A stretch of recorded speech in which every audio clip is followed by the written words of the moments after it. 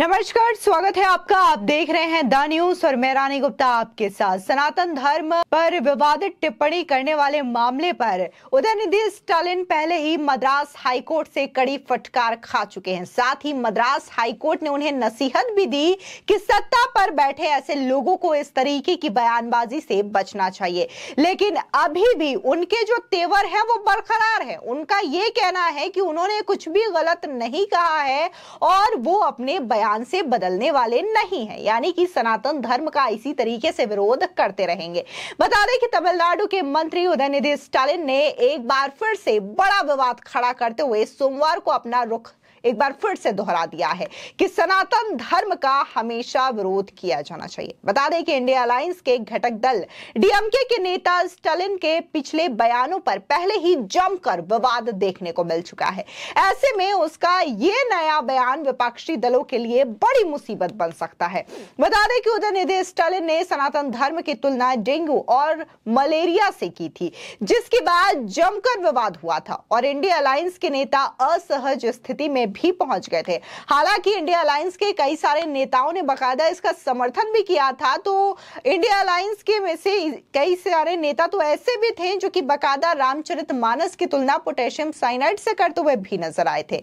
आपको बता दें कि मुख्यमंत्री एमके स्टालिन के बेटे और सूबे के युवा कल्याण एवं खेल मंत्री उदयनिधि स्टालिन द्वारा सनातन धर्म के खिलाफ दिए गए बयानों पर निष्क्रियता को लेकर मद्रास हाईकोर्ट ने तमिलनाडु पुलिस को जमकर फटकार लगाई थी और इसी के बाद जारी अपने ताजा बयान में उदयनिधि स्टालिन ने एक बार फिर से सनातन धर्म का विरोध करने की बात कही है। बता दें, तमिलनाडु पुलिस को फटकार लगाते हुए मद्रास हाईकोर्ट ने कहा था कि किसी भी व्यक्ति को विभाजनकारी विचारों को बढ़ावा देने या किसी विचारधारा को खत्म करने का अधिकार नहीं है। अब इसके बाद अपने ताजा बयान में उदयनिधि स्टालिन ने कहा कि हम कई सालों से सनातन धर्म के बारे में बात कर रहे हैं। नीट के एक हालिया मुद्दा भी है और सनातन धर्म का यह मुद्दा अभी का नहीं बल्कि सैकड़ों साल पुराना है। हम इसका हमेशा विरोध करते रहेंगे। साथ ही उदयनिधि स्टालिन ने कहा कि उन्होंने कुछ गलत नहीं कहा है। मैंने जो भी कहा वो बिल्कुल सही था और मैं कानूनी परिणाम भुगतने को तैयार हूँ। सुनिए उदयनिधि स्टालिन अपने बयान को लेकर के क्या कह रहे हैं। We'll face it legally. I don't think I've spoken anything wrong. I've spoken about the caste discrimination. I've not said anything wrong about it. So we'll face it legally. We are ready to face it. Do you still stand by what you I will always stand by whatever I said. Don't worry. said? Also, as far as Have you signed the NEET? Have you signed the NEET anti-NEET signature movement? sir. आपको बता दें कि उदयनिधि स्टालिन का यह मानना है कि सनातन का विरोध करने की बजाय इसे खत्म कर देना चाहिए।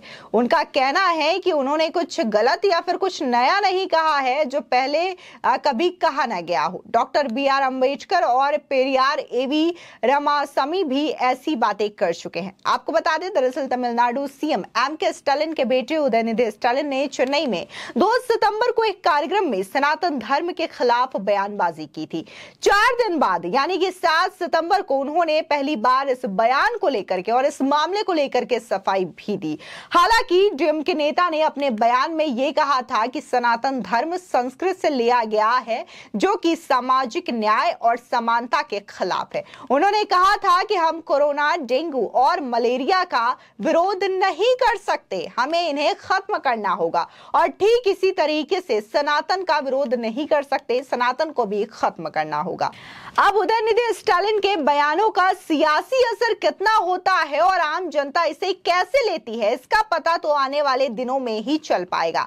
दरअसल आपको बता दें कि मद्रास हाईकोर्ट ने इस मामले की सुनवाई के दौरान कल ही कहा था कि उदयनिधि स्टालिन और हिंदू धर्म और धर्म स्व मंत्री PK शेखर बाबू और इसी के साथ ही ए राजा के खिलाफ कोई कार्रवाई नहीं करना पुलिस की ओर से बड़ी लापरवाही थी।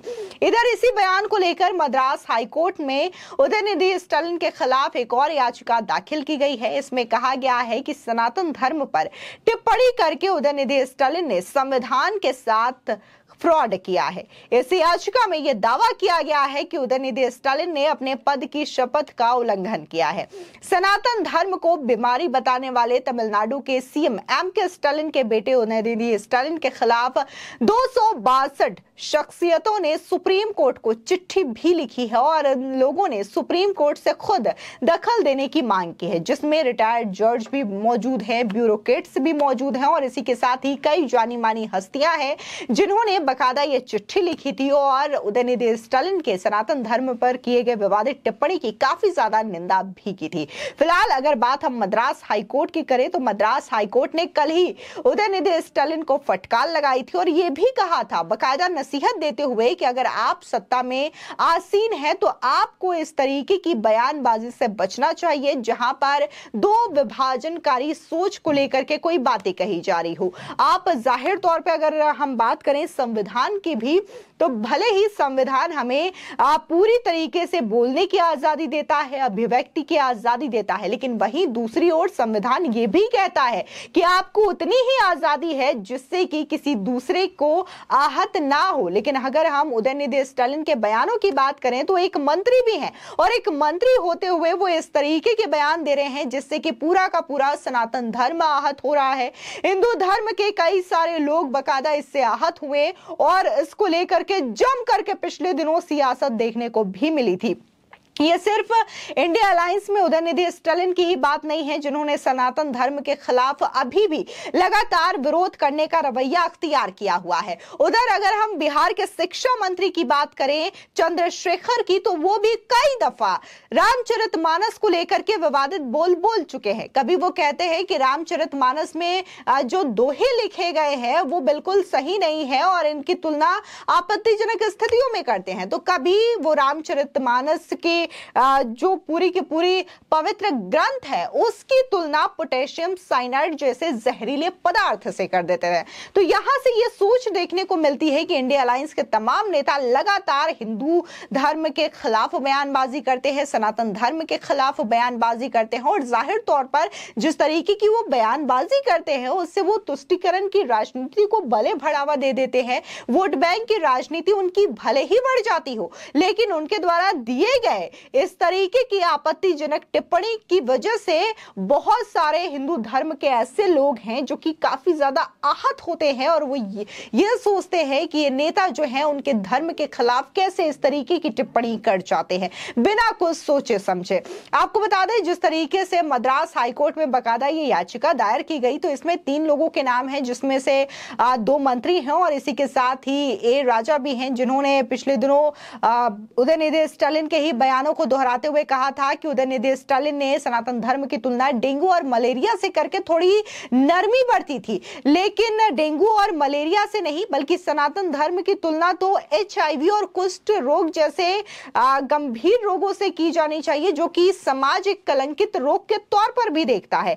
यानी कि HIV और कुष्ठ रोग जैसी बीमारियों से तुलना कर गए ए राजा जो कि DMK के ही एक सांसद हैं। इसी तरीके से DMK के तमाम नेता जो हैं सनातन धर्म के खिलाफ बयानबाजी कर रहे हैं। उधर अगर हम मल्लिकार्जुन खड़गे के बेटे प्रियांक खड़गे की बात करें तो उन्होंने भी उदयनिधि स्टालिन के इस बयान का समर्थन किया था और कहा था कि उन्होंने ऐसा कुछ गलत नहीं बोला, जहां पर धर्म में समानता का अधिकार नहीं तो ऐसे धर्म को खत्म हो जाना ही बेहतर है। तो इस तरीके की सोच है इंडिया अलायंस के तमाम नेताओं की और जब मद्रास हाईकोर्ट के द्वारा इन्हें फटकार लगती है इसके बावजूद इनका यही रवैया रहता है कि हम अपने बयान पर ही कायम हैं और मैंने कुछ गलत नहीं कहा। जी हां, ठीक यही रवैया जो है अभी भी उदयनिधि स्टालिन का बरकरार है।